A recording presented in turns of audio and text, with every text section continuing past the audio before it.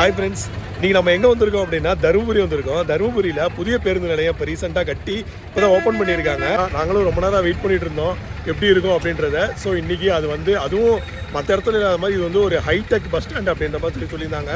நவீன ஒரு நிறையா வசதிகள் இருக்கிற மாதிரி அப்படின்னு சொல்லியிருக்காங்க. வாங்க மக்களே, உள்ளே எப்படி இருக்குது என்னது, அதுவும் ஹைடெக்லாம் சொல்கிறாங்களே. அதுக்கப்புறம் வீடியோவில் வந்து பார்த்தீங்கன்னா தருமபுரி மக்களோட இந்த பஸ் ஸ்டாண்ட், பழைய பஸ் ஸ்டாண்ட் இருக்குது பார்த்தீங்களா, அந்த மக்களின் கோரிக்கையை ஏற்று கவர்மெண்ட் வந்து புதுசாக ஒரு அப்டேட் இன்றைக்கி விட்டுருக்காங்க. அதுவும் என்ன அப்படின்றத ஃபர்தராக நான் பின்னாடி சொல்கிறேன். வாங்க வீடியோவில் போகலாம்.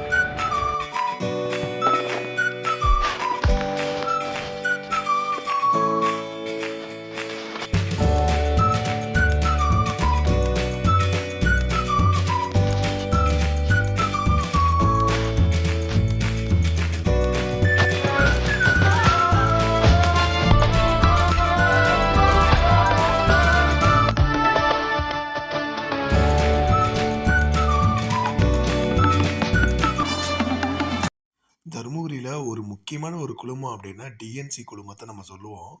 சிட் ஃபண்ட்ஸு, தேட்டரு, ஸ்கூலு அப்படின்னு சொல்லிட்டு எல்லாமே அவங்க தருமபுரியில் வச்சுருக்காங்க. இவங்க தான் இப்போ இந்த பஸ் ஸ்டாண்டையே கட்டியிருக்காங்க. பப்ளிக் ப்ரைவேட் பார்ட்னர்ஷிப் அப்படின்ற ஒரு கான்செப்டில் தமிழ்நாட்டிலே ஃபஸ்ட் டைமாக இங்கே தான், அதுவும் நம்ம தருமபுரியில் தான் இந்த மாதிரி ஒரு பஸ் ஸ்டாண்டை வந்து கட்டியிருக்காங்க. அதாவது ப்ரைவேட் வந்து பஸ் ஸ்டாண்ட் வந்து கட்டி அதை வந்து மெயின்டெனன்ஸ் வந்து பண்ணுவாங்க. அதனாலேயே இந்த பஸ் ஸ்டாண்டை வந்து மாடல் பஸ் ஸ்டாண்ட் அப்படின்னு சொல்கிறாங்க. மாடல் பஸ் ஸ்டாண்ட் அப்படின்றது ஒரு ஹைடெக், ஒரு பஸ் ஸ்டாண்ட் வந்து நல்லா ஹைடெக்காக எல்லா வசதியும் இருக்கிற மாதிரி ஒரு பஸ் ஸ்டாண்டு. ஸோ அந்த மாதிரி தான் இந்த பஸ் ஸ்டாண்டை வந்து ரெடி பண்ணியிருக்காங்க. நான் முன்னாடியே சொன்ன மாதிரி இந்த இடத்த வந்து கொடுத்தது 10 ஏக்கர்ஸ் வந்து டிஎன்சி குழுமம் வந்து தமிழ்நாடு கவர்மெண்ட்டுக்கு வந்து கொடுத்துருக்காங்க. அந்த இதில் தான் வந்து பார்த்தீங்கன்னா 10 ஏக்கரில் இந்த பஸ் ஸ்டாண்ட் வந்து கட்டியிருக்காங்க. ஒரு ஹைடெக் ஃபெசிலிட்டியில் ஒரு மாடல் பஸ் ஸ்டாண்டாக வந்து பார்த்தீங்கன்னா இது வந்து உங்களுக்கு கட்டியிருக்காங்க. நீங்கள் உள்ளே போனீங்க அப்படின்னாலே ஒரு கவர்மெண்ட் பஸ் ஸ்டாண்டுக்குள்ளார நீங்கள் போயிருக்கீங்க அப்படின்ற மாதிரி ஒரு ஃபீலே வராது. அந்த அளவுக்கு நல்ல ஒரு ஹைடெக்காக கட்டியிருக்காங்க. இந்த பஸ் ஸ்டாண்ட் வந்து தருமபுரி பெங்களூர் அந்த நேஷனல் ஹைவேல வந்து கட்டியிருக்காங்க.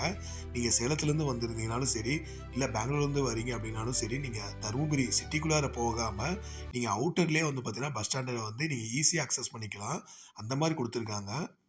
நான் உங்களுக்கு சேலஞ்ச் பண்ணி சொல்கிறேன். நான் சுற்றி வந்து பார்த்தீங்கன்னா ஒன்றுமே இல்லாத மாதிரி காடாக இருக்குது பார்த்தீங்களா. எழுதி வச்சுக்கோங்க, ஒரு 5 வருஷத்தில் ஃபுல்லாக வெறும் பில்டிங் தான் இருக்க போகுது. அந்த மாதிரி தான் இருக்கும். ஒன்ஸ் அப்பான டைம் சேலமே இந்த மாதிரி தான் இருந்துச்சு. சேலமே வந்து ஒரு புதிய பேருந்து நிலையம், பழைய பேருந்து நிலையத்துலேருந்து புதிய பேருந்து நிலையம் கொண்டு வரப்போ அங்கே சுற்றியும் ஏரி காடாக தான் இருந்துச்சு. பட் இன்றைக்கி வந்து எந்த அளவுக்கு அது வந்து ஒரு டெவலப்டு ஏரியாவாக இருக்குதுன்னு பாருங்கள். அந்த மாதிரி ஃப்யூச்சரில் வந்து தருமபுரி பஸ் ஸ்டாண்டு தான் வந்து உங்களுக்கு தருமபுரி சிட்டியாகவே இருக்கும். அதை நான் இப்போ சொல்கிறேன், ஒரு 5 வருஷம் கழிச்சு நீங்கள் பாருங்கள், அந்த அளவுக்கு இருக்கும். பஸ் ஸ்டாண்டில் மொத்தமாக 3 பிளாட்ஃபார்ம் இருக்குதுங்க. பார்த்தீங்க அப்படின்னா இந்த ஒரு பிளாட்ஃபார்மில் சென்னை பக்கம் போகிற பஸ்ஸஸ்லாம் இருக்குது. சென்னை வேலூர் வழியாக சென்னை போகிற பஸ்ஸஸ்லாம் வந்து பார்த்திங்கன்னா உங்களுக்கு இருக்குது. அந்த பக்கம் வந்து பார்த்திங்கன்னா பெங்களூர் போகிற பஸ்ஸஸ்லாம் இருக்குது. ஸோ அந்த மாதிரி இப்போதைக்கு உங்களுக்கு 3 பிளாட்ஃபார்ம் கொடுத்துருக்காங்க. ஸோ இப்போவே நல்லா ஆக்டிவ் ஆகிடுச்சிங்க. நிறைய பஸ்ஸஸ் வந்து வந்துட்டு போயிட்டுருக்கு. ஸோ அந்த மாதிரி இப்போயே பஸ் ஸ்டாண்ட் வந்து பயன்பாட்டுக்கு ஃபுல்லாகவே வந்துடுச்சிங்க. நீங்கள் புதிய பேருந்து நிலையம்லேருந்து சிட்டிக்குள்ளார உள்ள பழைய பேருந்து நிலையம் போகணும் அப்படின்னா இங்கே நிறைய பஸ்ஸஸ் இருக்குது, ஷேர் ஆட்டோஸ் இப்போதைக்கு இருக்குது. ஸோ நீங்கள் ஈஸியாக கவர்மெண்ட் பஸ் ஸ்டாண்ட் மாதிரியே உங்களுக்கு தெரியாதுங்க. உள்ளே வந்தீங்க அப்படின்னா அந்த அளவுக்கு நீட் அண்ட் க்ளீனாக இருக்குது. புதுசுனால வந்து நீட் அண்ட் க்ளீனாக இருக்குது அப்படின்னு சொல்லி நீங்கள் நினைக்கலாம். பட் அவங்க கட்டியிருக்கிறதே நல்லா நீட்டாக, நல்லா சூப்பராக, நல்லா ஹைட்டாக தாங்க கட்டியிருக்காங்க. பாருங்கள், உங்களுக்கு சேர்ஸ்லாம் வந்து பார்த்தீங்கன்னா உங்களுக்கு வந்து மால்லலாம் இருக்குது பார்த்தீங்கன்னா அந்த மாதிரி உங்களுக்கு கொடுத்துருக்காங்க. பாருங்கள், ஃப்ளோரே வந்து பார்த்தீங்கன்னா நல்லா நீட்டாக இருக்குது. நார்மலாக அந்த இடத்துல பஸ் ஸ்டாண்ட் இல்லாத மாதிரி ஃப்ளோரே நல்லா நீட்டாக கட்டியிருக்காங்க. ஸோ ஒவ்வொரு இடத்துக்கும் பஸ் தனித்தனியாக பார்க்கலாம். நம்ம மேலே பாருங்கள், நம்ம எந்தெந்த ஊருக்கு போகணும், எந்தெந்த பஸ்ஸு, எந்தெந்த ஊருக்கு போகிற பஸ் வந்து வந்து நிற்கும் அப்படின்றதுக்கு அந்த அறிவிப்பு பலகை இருக்கும் பார்த்தீங்களா. அது கொஞ்சம் நல்லா சூப்பராக கலரில் நல்லா விசிபிளாக வர மாதிரி கொடுத்துருக்காங்க பாருங்கள். ஸோ ஒரு சைடு வந்து பார்த்தீங்கன்னா இதெல்லாம் சென்னை சைடு போகிறது போல். அந்த பக்கம்லாம் போய் பார்ப்போம், அதெல்லாம் எந்தெந்த ஊருக்கு போகும் அப்படின்றது அப்படியே ஃபர்தராக பார்க்கலாம். அங்கங்கேயே வந்து பார்த்தீங்கன்னா உங்களுக்கு இந்த மாதிரி நவீன ட்ரிங்கிங் வாட்டர், குடிநீர் வந்து உங்களுக்கு வச்சுருக்கிறாங்க. ஸோ இதுதான் காயின் போடுற மாதிரி இருக்குது அப்படின்னு நான் நினச்சேன். பார்த்தேன் அப்படின்னா இங்கே வந்து பட்டன் இருக்குது. பட்டன் ப்ரெஸ் பண்ணாலே தண்ணி வருது. ஸோ இது கடைசி வரைக்குமே ஃப்ரீயாகவே இருந்தால் பரவாயில்லைங்க. ஸோ இது எல்லா பிளாட்ஃபார்ம்லேயும் உங்களுக்கு இருக்குதுங்க. இப்போ நாம் இருக்கிறது 2வது பிளாட்ஃபார்மு. ஸோ 1, 2, 3, 4 எல்லாத்துலேயுமே வந்து உங்களுக்கு வந்து இந்த மாதிரி குடிநீர் வசதியும் இருக்குதுங்க. பஸ் ஸ்டாண்டுக்குள்ளாரையே உங்களுக்கு வந்து இந்த மாதிரி காவல் உதவி மையம் கொடுத்துருக்காங்க. இன்கேஸ் ஆஃப் எனி ரிஸ்க்கு ஏதாவது ப்ராப்ளம் அப்படின்னா நம்ம கம்ப்ளைண்ட் பண்ணணும். நம்ம போலீஸ் ஸ்டேஷனுக்குலாம் போயிட்டுருக்க முடியாது. ஸோ அதுக்கோசரம் இங்கேயே வந்து உங்களுக்கு ஒரு ஹெல்ப்லைன் மாதிரி உங்களுக்கு கொடுத்துருக்காங்க. ஸோ செகண்ட் பிளாட்ஃபார்மில் இருக்குதுங்க. பாருங்கள், first platform, second platform, third platform. So second பிளாட்ஃபார்மில் உங்களுக்கு வந்து இருக்குது.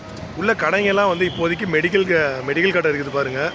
ஹோட்டல் இருக்குது, ஜூஸ் கடைலாம் இருக்குது பாருங்கள். 2-3 ஹோட்டல் இருக்குது. ஸோ இப்போ தான் ஓப்பனிங் அப்படின்றதுனால உங்களுக்கு லிமிட்டடாக தான் இருக்குது. பட் ஃபர்தராக வந்து அது கண்டிப்பாக வந்து உள்ளே வந்து நிறையா வரப்போகுது. அது வந்து கன்ஃபார்மு.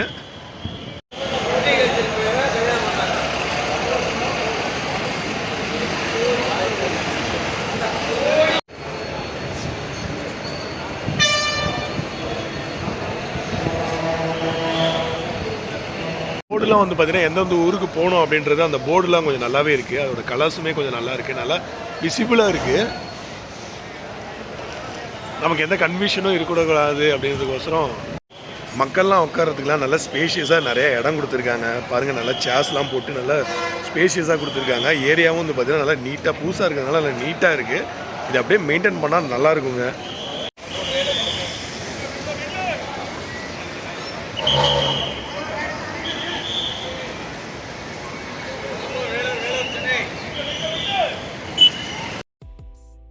பஸ் ஸ்டாண்டோட பெரிய பிரச்சனையே இந்த ரெஸ்ட் ரூம் ஃபெசிலிட்டிஸ் தான்.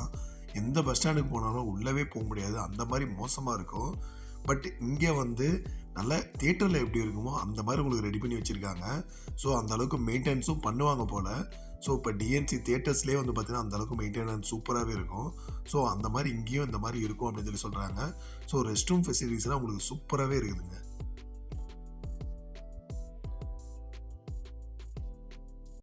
இதுதான் தருமபுரி பழைய பேருந்து நிலையம்.